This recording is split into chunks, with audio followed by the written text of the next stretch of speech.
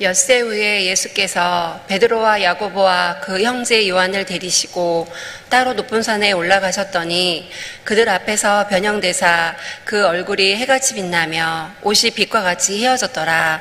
그때에 모세와 엘리야가 예수와 더불어 말하는 것이 그들에게 보이거늘 베드로가 예수께 여쭈어 이르되 주여 우리가 여기 있는 것이 좋사오니 만일 주께서 원하시면 내가 여기서 초막 셋을 짓되 하나는 주님을 위하여 하나는 모세를 위하여 하나는 엘리야를 위하여 하리이다. 말할 때에 호련히 빛난 구름이 그들을 덮으며 구름 속에서 소리가 나서 이르시되 이는 내 사랑하는 아들이요 내 기뻐하는 자니 너희는 그의 말을 들으라 하시는지라. 제자들이 듣고 엎드려 심히 두려워하니 예수께서 나와 그들에게 손을 대시며 이르시되 일어나라 두려워하지 말라 하시니 제자들이 눈을 들고 보매 오직 예수 외에는 아무도 보이지 아니하더라. 아멘. 우리는 살아가면서 뭔가 신비한 경험하기를 원할 때가 있습니다. 왜냐하면 일상의 평범한 삶의 여정에서 벗어나고 싶은 욕구도 있지만 그러나 새로운 경험을 하게 되면 때때로 내 삶에 활력을 주기 때문에 남이 알지 못한 신비한 경험을 하고 싶을 때가 있습니다. 오늘 본문의 말씀에 보게 되면 베드로, 야고보, 요한 이 세 제자가 신비한 경험을 하게 됩니다. 때는 베드로가 주는 그리스도시요 살아계신 하나님의 아들입니다 해서 칭찬받은 후에 6일이 지난 때였습니다. 예수님께서 베드로와 야고보와 요한을 따로 세우시고 다른 제자를 밑에 내려놓으시고 변화산에 올라가 변형이 됐는데 이 변화산이 어느 곳이냐? 유대인의 전통에 의하면 다볼산이라고 이야기합니다. 갈릴리의 다볼산이다. 근데 현대 이제 신학자들은 거기는 팔레스틴 북쪽에 있는 헬몬산, 우리나라 백두산 높이 정도 되는 2850m 정도 되는 헬몬산이라고 하는 곳이다. 헬몬산이란 말은 거룩한 산이라는 뜻인데 사철에 눈이 내려서 녹지 않는 산이라고 합니다. 그럼 등산해 보신 적 있습니까? 등산해서 올라갈 때는 힘이 들지만 정상에 올라가면 얼마나 기쁨이 있습니까? 왜냐하면 발밑에 모여진 이 산 아래의 모든 걸 보게 되면 힘들고 왔지만은 다 틀려지게 되고요, 내 발 아래에 있다는 것 때문에 만족함을 누리는 그런 기쁨이 있습니다. 오늘 변화산에 올라간 이 제자들이 등산에서 정상에 올라갔던 감격과는 비교할 수 없는 놀라운 경험을 하게 되는데 그들 앞에서 예수님의 옷이 변형이 되어버렸습니다. 어떻게 변형이 되었냐? 오늘 본문의 말씀에 보면 얼굴이 해같이 빛나고 옷도 영롱한 광채를 빛내며 하얗게 변했다, 그렇게 이야기합니다. 마가복음에서는 똑같은 내용이 돼서 9장 3절에 세상에서 빨래한 자가 그렇게 희귀할 수 없을 만큼 희어졌더라, 그렇게 기록하고 있습니다. 이 세상에 살면서 한 번도 경험하지 못했던 신비한 경험을 하게 됐다는 말씀입니다. 그리고 그것 끝나지 않았습니다. 예수님이 새로운 모습 변형이 됐는데 유대인들에 의해서 전설적인 두 분이 나타났어요. 구약의 아주 위대한 인물인 모세와 엘리야가 나타나서 예수님과 함께 대화하는 장면을 보게 됩니다. 그 황홀한 장면을 보았던 베드로는 이렇게 고백합니다. 오늘 17장 4절 말씀 한번 읽어볼까요?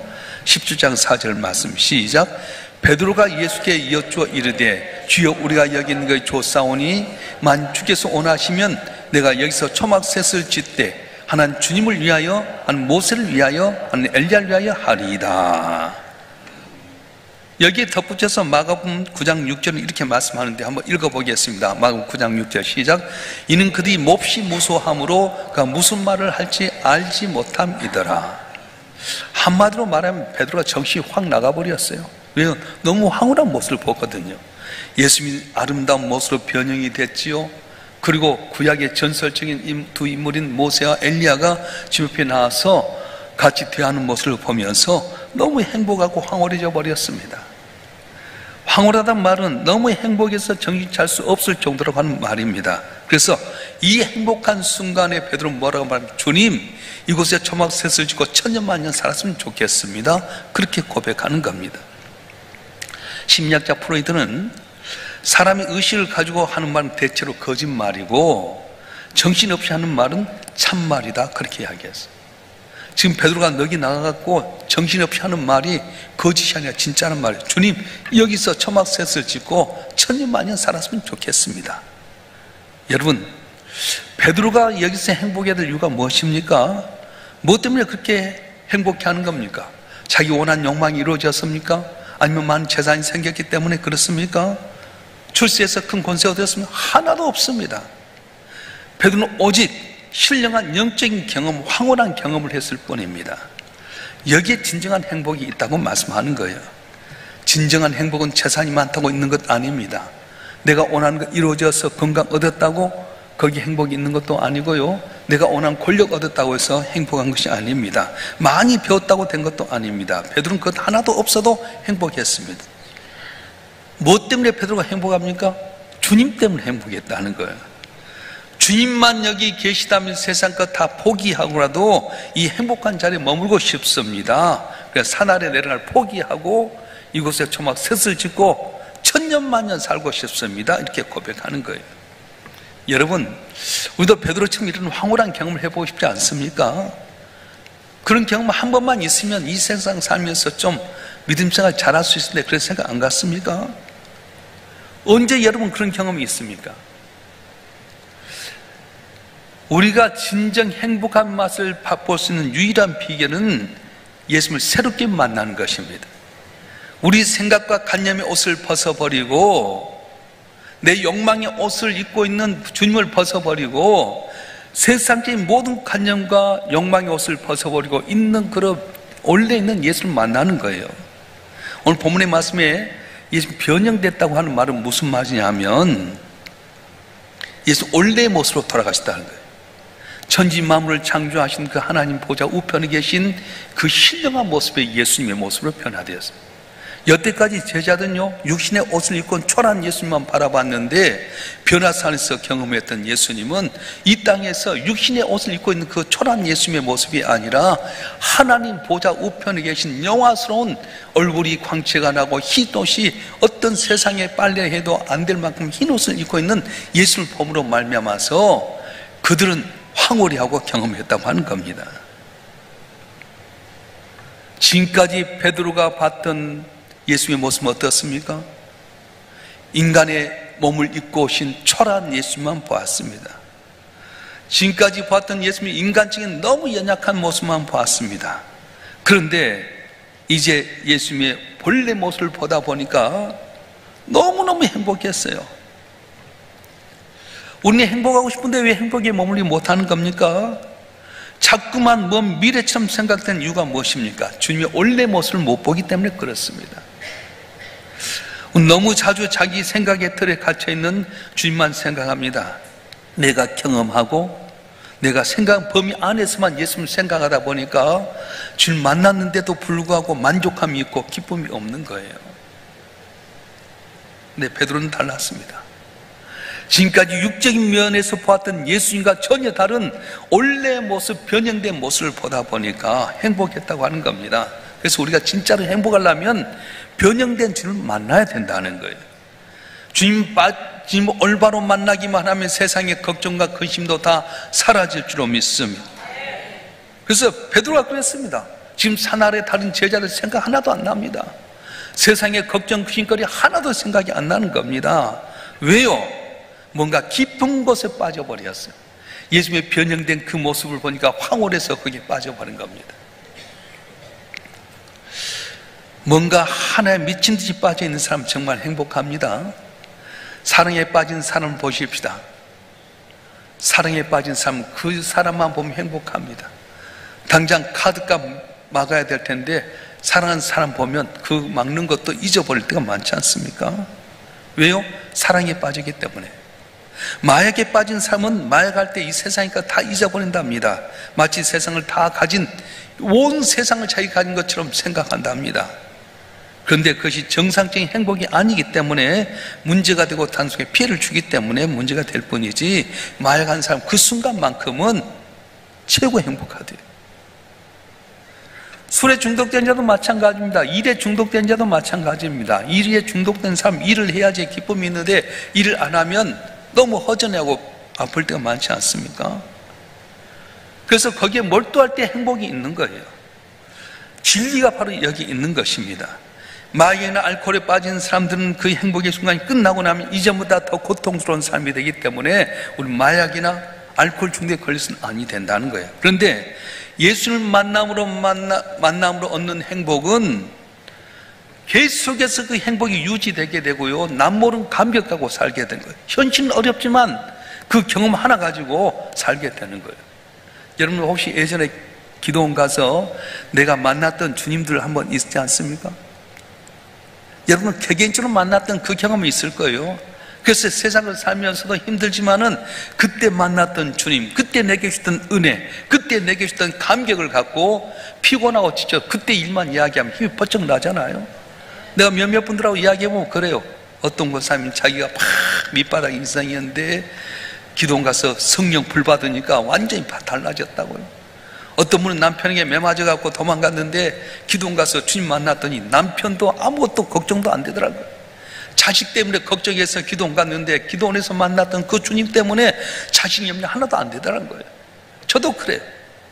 목차는 여정 가운데 나를 만났던 주님, 나를 불러주시면 내가 내 신발이 되어주겠다 하시면서 약속해서 내 인생이 변화된 모습 보면 힘들 때 있어도 그래, 지금 내 신발이 되어주시기 때문에 담을 넘을 수 있을 거야. 담을 넘지 않습니까? 본래 주님을 만나야 합니다. 내 욕망으로 옷 입혀지고 세상의 욕구로 옷 입혀진 주님 만나면 결코 행복할 수 없습니다. 일시적으로 행복할 뿐이지 지나고 나면 다시 고통과 슬픔과 눈물이 밀려오게 된다는 겁니다. 자, 변화된 주님의 모습을 봤던 베드로가 어떻게 합니까? 어떤 욕심도 욕구도 없어졌습니다. 단지 이 행복을 계속 가지고 늘고 싶었습니다. 만약에 베드로가 이것저것 계산하고 초막을 짓겠다고 생각했다면 초막 3만 지어서 되겠어요? 하나는 예수님을 위해서, 하나는 모세를 위해서, 하나는 엘리야를 했는데 그럼 자기들은 어디에 살 거예요? 그러지 않아요? 정신없이 너무 황홀하다 보니까 주님 바라봤던 그들은 내가 살아야 될 집 문제 걱정하지 않는 거예요. 여기다 초막 셋을 지어놓고 천년만년 살고 싶습니다. 나는 어떻게 하려고? 그래서 진정 변화된 주님의 모습을 보면서 신령한 경험을 한 사람은 집 문제 걱정하지 않고요, 밑에 있는 제자들 생각도 안 나게 되고요, 가정의 애들 문제, 남편의 문제 생각 안 나게 된다는 거예요.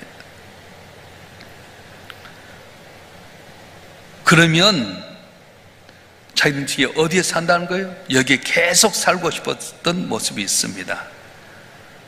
정말로 우리가 주님에 인해서 행복하다면 우리는 우리 욕구의 노예가 되지 않다고 하는 말입니다. 주님 만나고 하면 나란 존재는 없어지고 세상도 없고 나도 없고 오직 주님만 보게 된다는 거예요.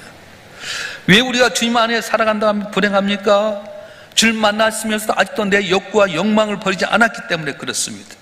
베드로는 자신에 대해서 아무런 욕구가 없었습니다. 우리는 주님 앞에 나가서 내 욕구를 채우고 내 욕망을 채우기 위해서 그런 마음 갖고 있다 보니까 교회 나와서도 만족함이 없지 않습니까? 그래서 우리는 행복을 노래할 수 없는 거예요. 황홀한 경험으로 인해서 행복했던 이 베드로에게 이런 음성이 들려왔습니다. 내 사랑하는 아들이요 내 기뻐하는 자니 넌 저의 말을 들으라. 내 사랑하는 아들이요 내 기뻐하는 자니 너는 그의 말을 들으라. 이렇게 말씀하셨어요. 예수님 무슨 말씀하는지 따르라고 하는 겁니다. 예수님과의 황홀한 경험을 했다고 한다면 변화산에서 초막셋을 지고 사는 것이 아니라 산 아래 내려가든 여기 있던 결정은 주님께서 하실 거고 너희는 그의 말씀을 따르라 말씀하신 거예요. 할렐루야. 종종 내가 원한 거 이루어지면 행복해 할 줄 압니다. 내가 바란 대로 되면 기뻐합니다. 그런데 진정한 신앙인은 내 생각이나 내 계획대로 된다고 행복하거나 기뻐하지 않습니다. 주의 말씀을 듣고 그 문대로 사는 것을 가장 기뻐하고 행복하게 한다는 거예요. 그렇습니까? 교회 나와서 내가 기도했는데 응답됐다고 그걸로 기뻐하는 것이 아니라 힘들고 어렵지만 주님 말씀하며 그대로 따라 살아갈 때 남모르는 기쁨이 있게 되고 감격이 있게 되고 소망이 있게 된다고 하는 거예요. 할렐루야. 지난 수요일 날 바울의 자랑이라는 제목으로 말씀을 전했는데, 고린도 교인들이 사도 바울에 대해서 막 원망하고 불평합니다. 오기로 했는데 약속을 안 지키냐? 너가 사도로서 거짓말하냐? 근데 사도 바울은 내가 은혜로 한 것을 자랑한다, 그렇게 이야기했어요. 그 말은 뭐냐면, 고린도 교인들 가운데 문제가 있어서 치료를 해야 될 텐데 내가 지금 당장 가면 너희들 치료 받으면 고난이 있으니까 내가 더디 간 이유는 뭐냐면 회개하고 돌아오기를 기다린다는 거예요. 보세요. 법대로 하면 여러분 나 하나도 살 사람 없어요. 언제나 우리 법 하는데요, 법대로 하면 여러분 살아남을 수 있는 사람 어디 있어요? 그런데 바울은 은혜로 하겠다는 거예요. 그렇습니다. 우리가 살아가는 데 있어서 뭘로 기뻐하는 겁니까? 여러분 오냈던 응답된다 또 그 문제 생기잖아요. 한 물질의 문제 있어요. 이 고비 넘고 나면 또 다른 문제 있게 되고요. 건강 문제 해결, 그 다음에 또 다른 자식 문제 생기게 되고요.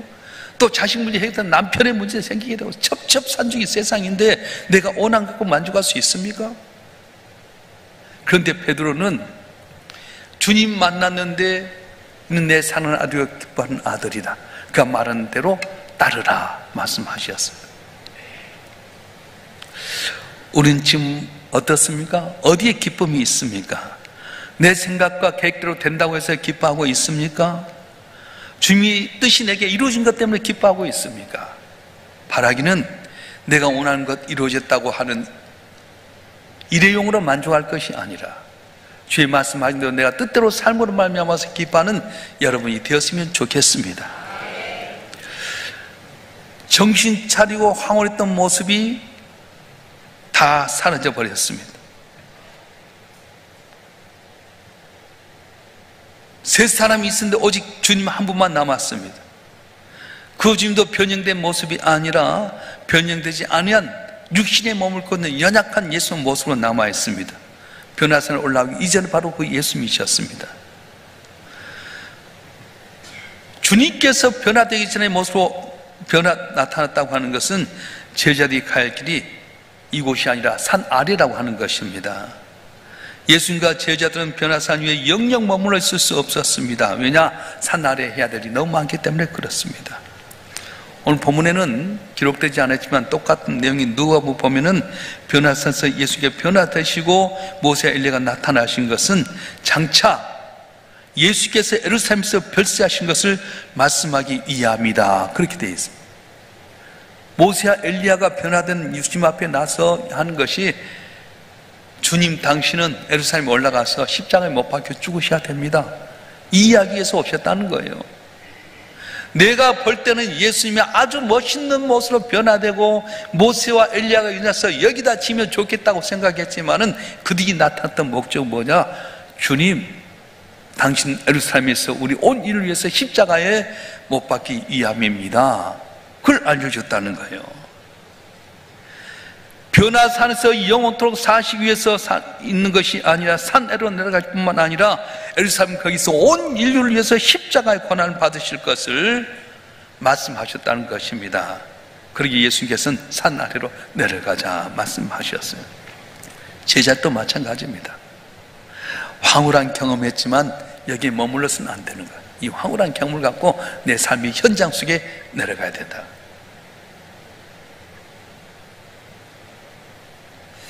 여러분 주일날 교회 나와서 예배드리고 은혜 받았으면 그것 갖고 세상에 나가야지 계속 교회만 머물면 안 돼요. 어떤 분은 기도원을 너무 좋아합니다. 기도원 올라가서 신령한 은혜를 받아서 알고 안 내려가고 싶다? 아니요, 은혜 받았으면 내려가야 돼. 어떤 분은 기도원에 중독되고 기도만 올라가는데 거기 좋지 않아요. 거기서 은혜를 받았으면 그 받은 은혜와 감격을 갖고 세상 속에 나가서 내가 받았던 그 은혜, 내가 받았던 신령한 영적인 경험을 갖고 내 삶의 현장 속에서 간증하고 자랑하고 힘갖고 살라고 말씀하는 거예요. 할렐루야. 오늘 말씀의 요점이 바로 여기에 있습니다. 내가 은혜를 체험했느냐, 은혜를 받았느냐? 그렇다면 그 은혜를 가슴에 품고 산 아래로 내려가서 마을로 내려가고 가정에 내려가고 삶의 현장에 내려가서 하나님의 능력과 하나님의 기적을 보여주면서 하나님의 백성답게 살아라. 이것이 오늘 본문의 말씀인 거예요. 자, 정리해 보십시다. 여러분 교회 나와서 신령한 은혜를 체험해 보았습니까? 안 했으면 여러분이 꼭 그 경험을 했으면 좋겠어요.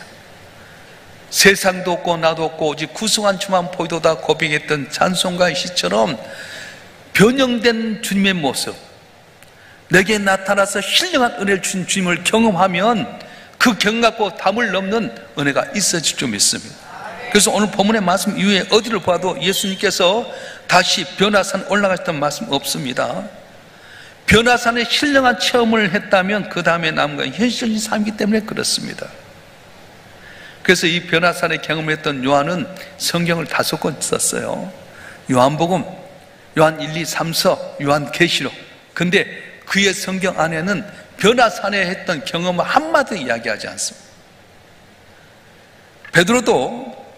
베드로서 1장에 보면 변화산의 경험을 잠깐 기록했을 뿐입니다. 근데 그 핵심이 뭐냐면 예수님의 영광스러운 모습을 보았다는 것에 불과한 거지 그걸 갖고 계속 우려먹지 않았습니다. 자, 우리가 신령한 경험이 있어야 됩니다. 매주일 주님 앞에 나와서 예배 드리고 성도들 만나고 그래서 은혜를 받지 못하면 여러분 교회 나왔어도 참 불행한 거예요.